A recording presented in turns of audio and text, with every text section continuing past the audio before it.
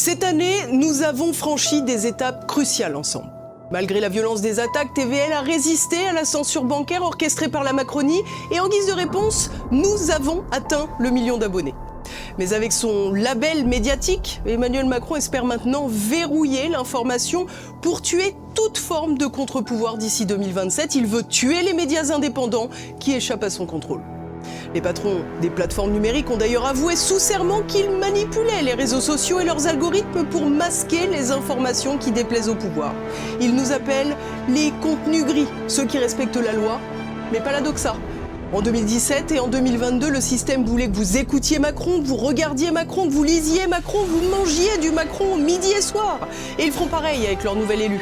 Les unes des magazines d'oligarques, les 20 heures du service public, les officines atlantistes et otaniennes qui veulent la guerre, leur favori inondera vos médias. Sans TVL, vous aurez la nausée. Si TVL disparaît, c'est la figure de proue de l'information alternative indépendante qui meurt. C'est la liberté d'expression qui recule. Ce sera la victoire du système que nous combattons. Et si je demande aujourd'hui votre aide, ce n'est pas seulement pour tenir, c'est pour grandir avec vous, développer notre indépendance, multiplier nos programmes et décupler notre force de frappe. Il ne reste que quelques jours, alors mobilisez-vous dès maintenant, je compte vraiment sur vous.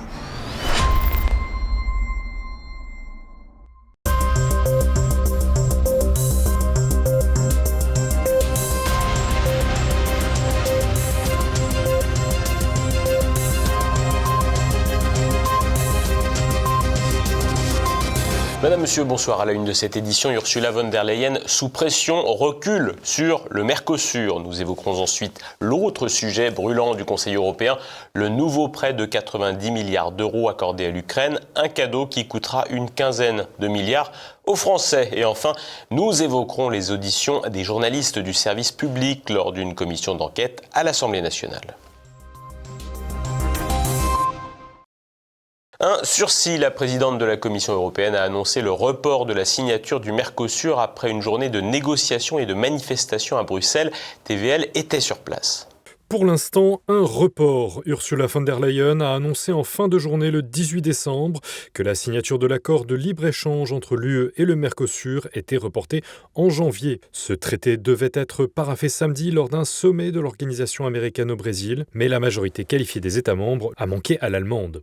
Le président français a indiqué que l'accord ne pouvait être signé quelques semaines après avoir envisagé de le faire. C'est donc sous la pression des agriculteurs qu'Emmanuel Macron a rejoint l'Italie de Giorgia Meloni, mais aussi la Pologne et la Hongrie.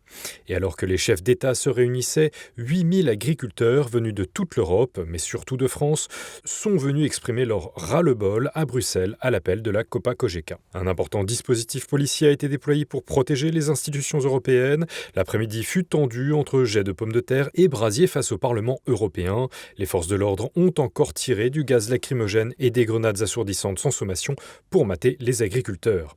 Parmi les manifestants, des militants des Patriotes et Florian Philippot qui ont fait le déplacement à Bruxelles pour soutenir la cause agricole et demander à Ursula von der Leyen de partir.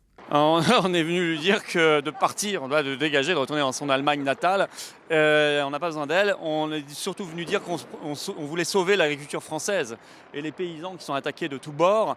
La DNC, l'abattage systématique délirant, le Mercosur, demain l'accord avec l'Inde. Et le problème, il est là, c'est l'Union européenne. C'est-à-dire ce système qui fait qu'on ne maîtrise plus rien et qu'on laisse des gens négocier nos accords commerciaux à notre place, alors que la souveraineté alimentaire, on doit la défendre comme la prunelle de nos yeux. Car si on n'a plus de souveraineté alimentaire, on n'a plus rien. Voilà, on n'a plus rien. Le Mercosur, c'est un marché de 270 millions de consommateurs et l'UE de 450 millions.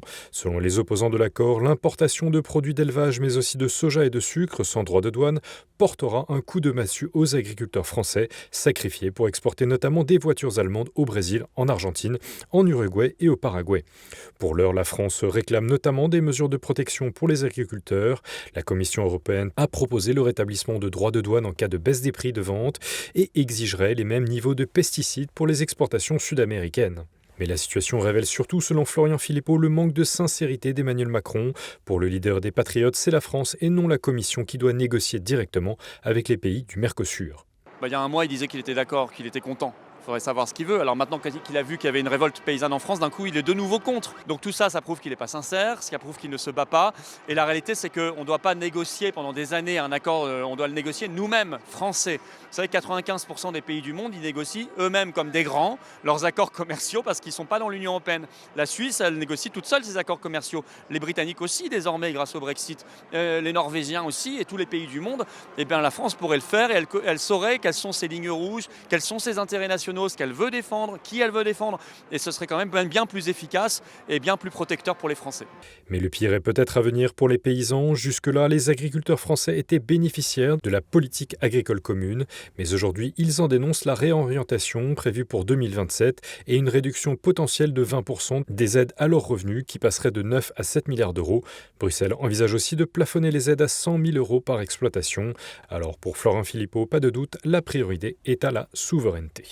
Eh bien, on les soutient totalement et on ne les laissera pas crever parce que le monde politique, dans sa quasi-totalité, les laisse crever. Macron et puis toutes les fausses oppositions. Toutes celles qui disent on va vous protéger, qui viennent leur parler, leur caresser l'épaule devant le Parlement européen et qui en réalité font tout pour qu'on reste dans l'Union européenne. Voilà. Donc ça, c'est un mensonge. Tant qu'on est dans l'Union européenne, on ne protégera pas nos paysans et on ne sauvera pas la France. L'Union européenne a fini sa liste de Noël et sans surprise, c'est l'Ukraine qui obtient le gros lot avec un prêt de 90 milliards d'euros pour les 2 prochaines années. Les Européens ont en effet renoncé au vol des avoirs russes gelés en Belgique. Le décryptage de Nicolas de Lamberterie.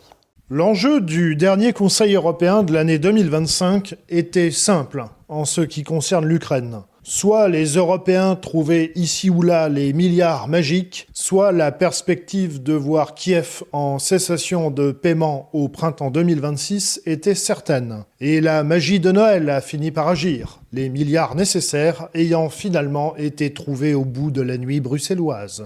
Au final, l'Union européenne a renoncé à voler les avoirs russes qui sont gelés depuis le début du conflit, très essentiellement en Belgique. Le gouvernement belge avait exprimé sa très grande réticence, étant donné qu'il redoutait qu'en cas de saisie de la justice internationale par la Russie, la Belgique soit sommée de rembourser la somme en intégralité, ce qui aurait mis le petit royaume de Belgique en situation de banqueroute pure et simple. Notons aussi que certains pays s'efforçaient de faire pression sur la Belgique pour qu'elle cède, mais qu'ils réchignaient eux-mêmes à saisir les quelques milliards russes gelés chez eux. Plusieurs médias ont également rapporté que les services russes auraient explicitement menacé plusieurs dirigeants belges et d'Euroclear, la société où se trouvent les avoirs russes gelés. Au vu des sommes en jeu, pour rappel, on parle tout de même de 200 milliards d'euros appartenant à la Banque centrale de la Fédération de Russie. On peut considérer comme plausible l'information selon laquelle les dirigeants en question auraient effectivement reçu des menaces. L'hypothèse de l'utilisation des avoirs russes écartée, les dirigeants européens en sont donc revenus à la traditionnelle solution de l'emprunt. Le nouveau prêt à taux zéro accordé à l'Ukraine, d'un montant de 90 milliards d'euros, ne devra être remboursé par Kiev qu'une fois que l'Ukraine aura perçu des réparations de la Russie. Autant dire que la probabilité de revoir cet argent, qui coûtera une petite quinzaine de milliards d'euros aux Français, est des plus modestes. Ce prêt de 90 milliards s'ajoute à celui de 50 milliards contracté il y a 2 ans, et pour lequel les Européens avaient menacé de toutes les mesures de rétorsion possible la Hongrie de Viktor Orban si elle y opposait son veto.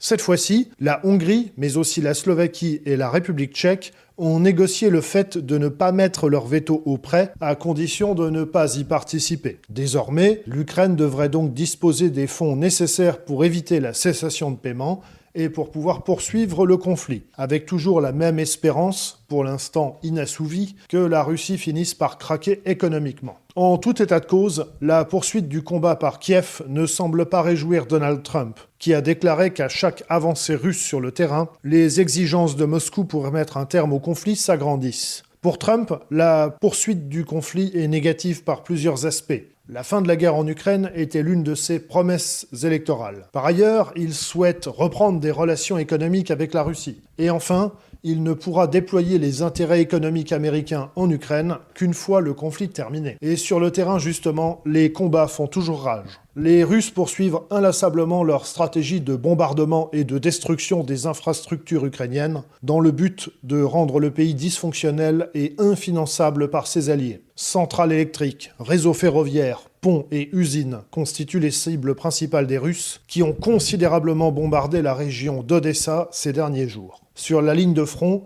les forces armées ukrainiennes ont réussi une contre-attaque victorieuse dans la ville de Kupiansk, entraînant un recul des forces armées de la Fédération de Russie derrière la rivière Oshkol. En revanche, les Russes poursuivent leur lente avancée dans le secteur de Zaporijia, tandis que les forces ukrainiennes de l'agglomération de Pokrovsk-Mirnograd semblent toujours encerclées, mais ne sont pas encore tombées. La guerre semble donc pouvoir se poursuivre, du moins tant que les Européens pourront payer. Sentiment d'impunité et inversion accusatoire. Les journalistes du service public Thomas Legrand et Patrick Cohen ont été auditionnés à l'Assemblée. Renaud de Bourleuf. Les journalistes payés avec vos impôts tenus de rendre des comptes devant vos députés. Jeudi, à l'Assemblée nationale, la commission d'enquête sur la neutralité, le fonctionnement et le financement de l'audiovisuel public a poursuivi ses auditions avec un sujet qui avait fait du bruit en septembre dernier. La vidéo exclusive, prise dans un café par des journalistes de l'Incorrect, montrant deux journalistes de France Télévisions, Thomas Legrand et Patrick Cohen, discutent avec des membres du Parti socialiste de leur méthode pour battre Rachida Dati aux élections municipales de Paris. Paris, c'est risqué d'ailleurs, nous on fait ce qu'il faut, Patrick et moi. Les journalistes du service public travaillant pour un parti politique, c'est comme si les inspecteurs des impôts ne contrôlaient que des membres d'un bord politique en l'assumant ouvertement. Jeudi, les deux intéressés, Thomas Legrand et Patrick Cohen, étaient donc auditionnés. Le rapporteur de la commission, le député UDR Charles Aloncle, a pointé leur inversion accusatoire. En effet, les deux journalistes estiment avoir été filmés à leur insu, pratique très courante chez leurs confrères. Et vous ne vous êtes pourtant jamais offusqué publiquement de certaines méthodes employées par certains de vos confrères. Je pense notamment à Élise Lucet et Tristan Wallex, qui recourent régulièrement à des caméras cachées, des conversations enregistrées à l'insu de personnes, ce qu'on pourrait qualifier d'embuscade filmée, parfois même jusqu'au domicile des intéressés. Au contraire, vous saluez même régulièrement leur travail et leur utilité dans le débat public. J'ai aucun souvenir d'intervention concernant les méthodes pour les émissions que vous citez. Ne pas répondre à la question, comme lorsqu'il lui est demandé s'il approuve les propos de son confrère Thomas Legrand, qui a déclaré à côté de lui « Nous, on fait ce qu'il faut pour Dati ». Je n'accorde aucune valeur à ces propos qui déshonorent le média qui les a diffusés, et je n'y répondrai pas. Le principal intéressé a répondu. Vous voulez une autocritique ? Vous voulez que je fasse une autocritique à la soviétique ? Non, mais enfin, c'est quand même assez hallucinant. Alors, non, je ne regrette pas d'avoir prononcé ces propos. La seule chose que je regrette, c'est qu'ils aient été filmés et qu'ils aient été montés. La veille, mercredi, c'était Sybille Veil, présidente de Radio France, qui était interrogée. C'est très simple, les propos qui ont été tenus au sujet de la ministre de la Culture m'apparaissent problématiques. Voilà, et c'est l'un des éléments. Également, ça m'apparaît être une maladresse. Mais pour moi, c'est quelque chose qui sera traité par ailleurs, puisque ça n'a pas été dit au nom de Radio France ni de France Inter. Maladresse alors qu'il s'agit d'actes pénalement répréhensibles. Le sentiment d'impunité, assorti de nombreuses inversions accusatoires, a été porté à son paroxysme par les journalistes du service public, n'ayant aucune gêne lorsque leur partialité était mise en évidence, même dans des cas de sujets graves comme le meurtre de Thomas, tué à 16 ans à Crépol à coups de couteau. Patrick Cohen minimisait les faits en affirmant que rien ne prouve que ces jeunes étaient venus casser du blanc, alors que 9 témoins ont déclaré le contraire. Mais quand vous vous sentez au-dessus des lois, pourquoi s'embarrasser ? L'actualité en France en bref. Pas d'accord pour le budget. Ce vendredi, les 7 députés et sénateurs réunis en commission mixte paritaire n'ont pas trouvé d'accord pour doter la France d'un budget avant la fin de l'année. Le Premier ministre Sébastien Lecornu a annoncé prendre acte de cet échec et réunir lundi les principaux responsables politiques. Une annonce qui tombe mal alors que ce vendredi, l'INSEE a dévoilé les nouveaux chiffres de la dette. 3 482 milliards d'euros au troisième trimestre 2025, soit 117,4% du PIB. C'est une augmentation de 65,9 milliards d'euros en 3 mois. Le précédent record du deuxième trimestre est ainsi battu. Mais pendant ce temps, la Banque de France revoit légèrement à la hausse ses prévisions de croissance. Après 1,1% en 2024, le PIB progresserait de 0,9% en 2025 contre une précédente anticipation à 0,7%. Investissement massif dans le nucléaire. Le conseil d'administration d'EDF a validé jeudi un devis de 72,8 milliards d'euros pour la construction de 6 nouveaux réacteurs EPR2, soit une hausse de 40% par rapport à l'estimation initiale de 51,7 milliards en 2022. Ce montant est présenté comme un plafond intégrant les risques potentiels dans l'espoir d'éviter les dérapages observés sur les chantiers de Olkiluoto en Finlande, Flamanville dans la Manche ou Hinkley Point au Royaume-Uni. EDF mise sur un financement partiel par l'État de 50 à 60% via un prêt à taux zéro soumis à l'approbation de Bruxelles d'ici mi-2026. La décision finale d'investissement est prévue fin 2026 avec une mise en service du premier EPR à Penly en Normandie en 2038. Ce projet s'inscrit dans une stratégie de relance nucléaire pour compenser l'âge avancé du parc existant avec une moyenne de 38 ans et demi tout en prolongeant les réacteurs à 60-80 ans. Cependant, les prix de l'électricité chutent sous 50 € par mégawattheure pour 2026, compliquant l'équation économique d'EDF endettée à 50 milliards d'euros avec des investissements annuels de 25 milliards. En revanche, le secteur évoque 100 000 embauches en 10 ans. Les juges aussi entrent en scène pour les municipales de 2025. Des perquisitions ont eu lieu jeudi au domicile de Rachida Dati au ministère de la Culture et à la mairie du 7e arrondissement de Paris dans le cadre d'une information judiciaire ouverte le 14 octobre par le parquet national financier pour corruption, trafic d'influence, abus de biens sociaux et blanchiment. L'enquête porte sur les rémunérations de Madame Dati en tant que député européen de 2009 à 2019, hors l'affaire Carlos Ghosn, notamment ses liens avec l'Azerbaïdjan et le Qatar. Les juges s'intéressent à 299 000 € perçus via le cabinet d'avocats STC Partners en lien avec GDF Suez, aujourd'hui Engie. Des sommes non déclarées au Parlement européen, ainsi que des versements de l'homme d'affaires Nicolas Sarkis, 300 000 € de 2012 à 2014, plus des forfaits annuels. Tracfin a signalé d'autres paiements en 2022-2023. La candidate à la mairie de Paris, déjà renvoyée en correctionnel pour l'affaire Ghosn, est aussi visée par une enquête en rapport avec le Qatar en 2020 et une autre sur des bijoux de luxe non déclarés pour 420 000 €. 33% des musulmans de France estiment que la charia a une vocation universelle à s'appliquer partout dans le monde, selon un sondage IFOP pour Écran de veille publié vendredi. Réalisé auprès de 1005 personnes se déclarant musulmanes, ce deuxième volet d'enquête explore l'influence de l'islamisme politique. 23% des sondés se disent proches des frères musulmans, proportion montant à 32% chez les moins de 25 ans. L'actualité internationale en bref. Rien ne bouge, la Banque centrale européenne a maintenu ses taux d'intérêt inchangés jeudi pour la 4e fois consécutive, gardant le taux de dépôt à 2% depuis juillet. Cette décision attendue reflète une inflation sous contrôle, stabilisée autour de l'objectif de 2% à moyen terme. Contrairement à la Banque d'Angleterre qui a baissé son taux à 3,75%, la BCE opte pour la prudence face à une économie résiliente. Christine Lagarde, présidente de la BCE, a souligné une incertitude mondiale accrue en matière commerciale et géopolitique, affirmant que toutes les options sont sur la table pour les futures décisions. Les prévisions actualisées jusqu'en 2028 tablent sur une inflation à 1,9% en 2026, 1,8% en 2027 et 2% en 2028, avec une croissance du PIB revue à la hausse, 1,2% en 2026, 1,4% en 2027 et 2028.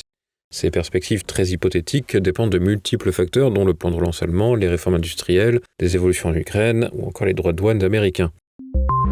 Au Japon, la dette s'emballe. Ce vendredi à Tokyo, la Banque centrale a relevé ses taux à 0,75%, leur niveau le plus élevé en 30 ans. L'inflation est élevée et le yen, monnaie nippone, descend. Pendant des années, les taux d'intérêt très bas au Japon ont fait du yen une devise attrayante pour les fonds spéculatifs et les investisseurs institutionnels.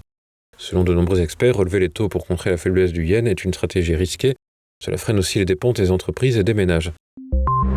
En Colombie, au moins 6 soldats ont été tués et 28 blessés dans un attentat contre une base militaire. L'attaque, combinant drones et explosifs, a visé un village rural du département de César près de la frontière vénézuélienne. Le ministre de la Défense attribue cet acte terroriste à la guérilla de l'Armée de Libération Nationale, l'ELN, groupe rebelle d'extrême gauche. Les négociations de paix avec le gouvernement de Gustavo Petro sont au point mort depuis janvier. L'ELN, fort d'environ 5800 membres, est accusé de 82 attaques ou sabotages depuis dimanche. 8 membres des forces de l'ordre ont été tués par cette guérilla en une semaine, et de janvier à septembre, 146 soldats et policiers ont péri sous les coups de groupes armés illégaux. Cette vague de violence marque une hausse de 128% des assassinats par rapport à 2024. Le Saint-Siège réforme son administration. Le 1er janvier, 2 documents publiés fin novembre vont entrer en vigueur. Le premier concerne les institutions et bureaux qui composent la curie romaine, à savoir la secrétaire d'État, les dicastères, les organismes de justice et les organismes économiques. Le second concerne les règles d'organisation, de discipline et d'économie relatives aux relations de travail du personnel. Les réformes visent à renforcer la professionnalisation ainsi qu'à mieux lutter contre les prises d'intérêt dans des fonds offshore ou dans des entreprises contraires à la doctrine sociale de l'Église. Ce soir, tête à clash et demain pour le samedi politique, Élise Blaise reçoit la psychologue clinicienne et diplômée en sciences politiques Marion Saint-Michel pour évoquer la perversité en politique. Dimanche, Terre de Mission et enfin lundi, dès 7h, un zoom avec Jacques Forjas qui présente son dernier roman Les Princes de la Nuit sur le Paris du Roi Soleil. C'est la fin de cette édition, merci de votre fidélité, bonne fin de semaine à tous. Quant à moi, je vous retrouve la semaine du 29 décembre et je vous souhaite un joyeux Noël.